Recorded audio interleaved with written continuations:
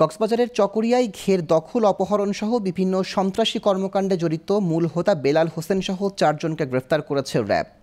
গোপনে সংবাদ পেয়ে সোমবার কোনারখালী এলাকা থেকে তাদের আটক করা হয়। এ সময় তাদের কাছ থেকে উদ্ধার করা হয় 10টি আগ্নেয়াস্ত্র, নগদ টাকা, বিভিন্ন সাইজের গুলি ও কার্তুজ।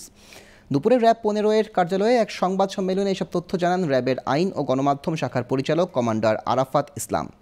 তিনি বলেন, গ্রেফতারকৃতরা বেলাল বাহিনী নামের একটি সংঘবদ্ধ ডাকাত দলের সদস্য। র্যাব ফোর্সের সদর দপ্তরের ইন্টেলিজেন্স উইং এবং র্যাব 15-র একটি আভিযানিক দল চকরিয়া হতে 4 জন সশস্ত্র ডাকাতকে গ্রেফতার করতে সমর্থ হয়। আটককৃত ব্যক্তিরা মূলত একটি সংঘবদ্ধ ডাকাত দলের অংশ, যা বেলাল বাহিনী নামে পরিচিত।